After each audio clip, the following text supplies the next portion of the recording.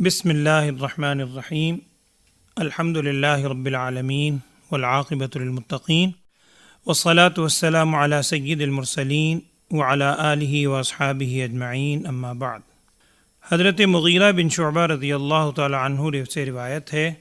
کہ رسول اللہ صلی اللہ علیہ وسلم نے ایک موقع پر اتنی طویل نماز ادا فرمائی کہ آپ صلی اللہ علیہ وسلم کے قدم مبارک سوج گئے۔ جب آپ سے کہا گیا کہ آپ اپنے آپ کو اس قدر مشقت میں کیوں ڈالتے ہیں، حالانکہ اللہ تعالیٰ نے آپ کے اگلے پچھلے تمام گناہ معاف فرما دیے ہیں، تو آپ صلی اللہ علیہ وسلم نے ارشاد فرمایا، کیا میں اللہ تعالیٰ کا شکر گزار بندہ نہ بنوں؟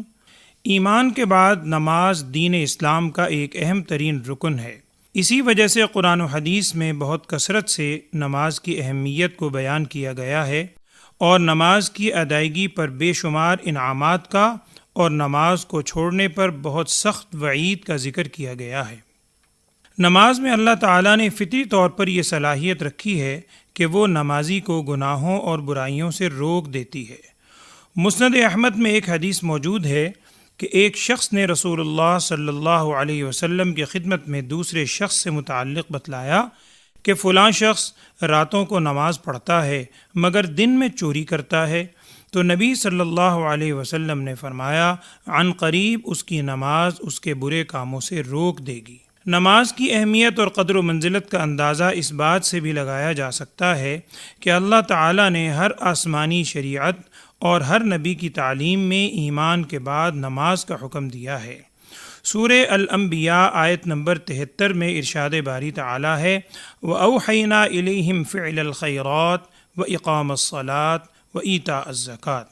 اور ہم نے وحی کے ذریعے انہیں نیکیاں کرنے، نماز قائم کرنے اور زکوٰۃ ادا کرنے کی تاکید کی تھی۔ سورہ بقرہ آیت نمبر 153 میں ارشاد ہے، یا ایھا الذین آمنوا استعینوا بالصبر والصلاۃ، اے ایمان والو صبر اور نماز سے مدد حاصل کرو۔ نبی صلی اللہ علیہ وسلم کی سیرت طیبہ کے مطالعہ سے یہ بات معلوم ہوتی ہے کہ آپ صلی اللہ علیہ وسلم کو اگر کوئی پریشانی لاحق ہوتی تو آپ صلی اللہ علیہ وسلم نماز کی طرف رجوع فرماتے،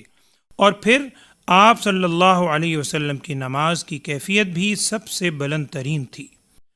آج کے درس میں جو حدیث پڑھی گئی ہے اس میں رسول اللہ صلی اللہ علیہ وسلم کی نماز کی ایک کیفیت بیان کی گئی ہے کہ آپ صلی اللہ علیہ وسلم رات میں اتنی طویل نماز ادا فرماتے کہ آپ کے قدم مبارک سوج جاتے،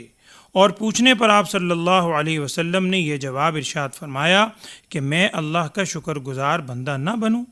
حدیث کے شارحین اس حدیث کی شرح میں لکھتے ہیں کہ سوال کرنے والے کی بظاہر غرض یہ تھی کہ عبادت کی کثرت عموماً معاصی اور گناہوں کے کفارے کے لیے ہوتی ہے، اور نبی صلی اللہ علیہ وسلم گناہوں سے پاک اور معصوم ہیں، تو پھر آپ اتنی مشقت برداشت کیوں فرما رہے ہیں؟ جس پر آپ صلی اللہ علیہ وسلم نے فرمایا کہ میں اللہ تعالیٰ کا شکر گزار بندہ نہ بنوں۔ معلوم ہوا کہ عبادت کی غرض صرف گناہوں کی معافی نہیں ہے بلکہ مختلف وجوہ ہیں، جن میں سے ایک معبود کی شکر گزاری بھی ہے۔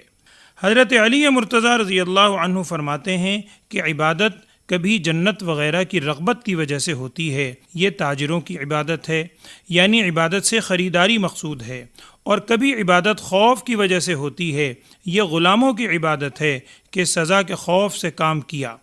اور ایک عبادت وہ ہے جو بلا رغبت اور خوف کے محض اللہ تعالیٰ کے انعامات کے شکر میں ہوتی ہے، یہ متقین کی عبادت ہے۔ ایک وسوسہ دل میں آتا ہے کہ رسول اللہ صلی اللہ علیہ وسلم سے طاقت سے زیادہ مجاہدات اور عبادات کی ممانعت وارد ہوئی ہے، تو رسول صلی اللہ علیہ وسلم خود اتنی کثرت سے عبادت کیوں فرماتے تھے؟ محدثین نے اس کی مختلف وجوہات بیان فرمائی ہیں۔ ایک یہ کہ کثرت سے عبادت کی ممانعت عوارض کی وجہ سے ہے، جیسے تھک کر اور گھبرا کر بالکل عبادت چھوڑ دینا یا دیگر فرائض کا متاثر ہونا۔ چنانچہ ایک حدیث میں اس کی وضاحت بھی ہے کہ اعمال اتنے کرو جتنا تحمل رکھتے ہو، اللہ تعالیٰ ثواب دینے سے دریغ نہیں فرمائے گا، بلکہ تم عمل سے تھک جاؤ گے۔ اور ظاہر ہے رسول صلی اللہ علیہ وسلم کی شان اقدس میں تھک جانے کا تصور بھی نہیں ہے، بلکہ آپ صلی اللہ علیہ وسلم کا ارشاد مبارکہ ہے، میری آنکھوں کی ٹھنڈک نماز میں ہے۔ دوسری وجہ محدثین نے یہ بیان کی ہے کہ مجاہدات کی کثرت کی وجہ سے حقوق العباد کی ادائیگی میں کوتاہی کا اندیشہ ہوتا ہے،